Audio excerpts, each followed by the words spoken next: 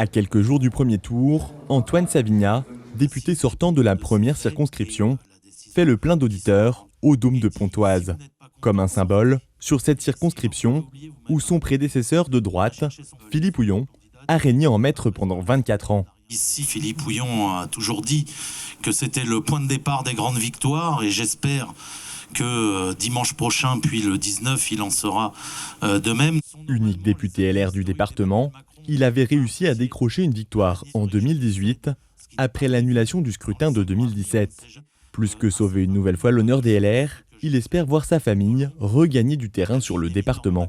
On veut sauver les meubles, mais moi je pense que nous avons des candidats qui sont formidables dans le Val d'Oise et dans les autres circonscriptions, qui sont des élus de terrain, qui ne sont pas des parachutés, à la différence des candidats de nombreux autres partis, qui sont des gens ancrés, qui sont des gens qui connaissent leur territoire. Nous avons gagné toutes les élections locales depuis 2017, que ce soit les municipales, que ce soit les départementales, que ce soit les régionales, nous les avons toutes gagnées parce que sur ces élections, les gens vont d'abord choisir une femme, choisir un homme, avant de choisir un parti politique. Et je pense que c'est notre force, c'est cet ancrage.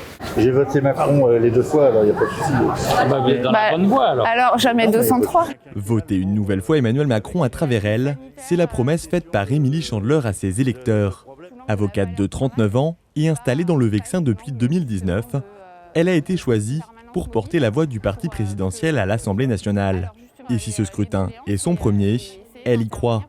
En 2017, la circonscription avait porté à l'Assemblée la LREM Isabelle Muller-Coix avant l'annulation du scrutin 8 mois plus tard. En 2018, il y a une élection partielle qui n'a mobilisé que 20% des électeurs et le député actuel a été élu avec 9% des inscrits.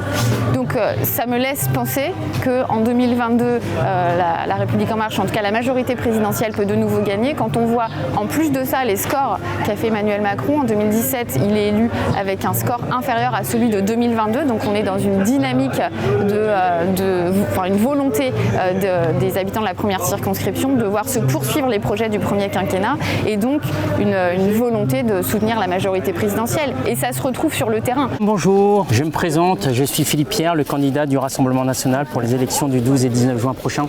Une victoire sur cette circonscription, jouable selon les instances départementales du RN. Arrivé 3e en 2017, le parti de Marine Le Pen avait manqué de peu la qualification au second tour, 2,5 points. D'autant que le territoire, composé de 83 communes, comprend le Vexin, où Marine Le Pen réalise d'excellents scores. Mais pas question pour Philippe Pierre de s'afficher confiant, tout dépendra de la mobilisation. Soit on est défaitiste et on dit ouais, de toute façon c'est comme ça, et bien après il sera trop tard, pourra pleurer mais rien ne bougera. Aujourd'hui, vous avez la possibilité de changer cela. Et pour changer cela et pour éviter cette politique désastreuse, il faut mettre le Rassemblement national à l'Assemblée nationale avec une forte majorité pour qu'on soit le contre-pouvoir et la vraie opposition à Emmanuel Macron. Et donc oui, il faut que notre électorat se bouge.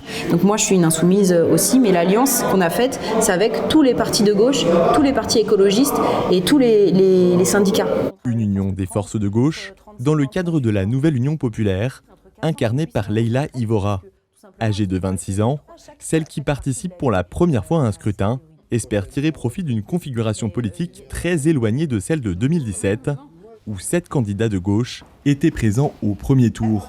Cette fois, c'est un quasi sans faute, à l'exception du parti trotskiste Lutte ouvrière, qui fait cavalier seul.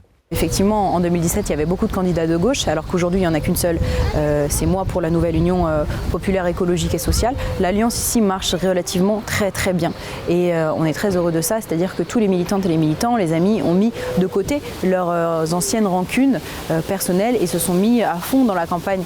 Et effectivement, tous les jours, il y a plusieurs actions par jour.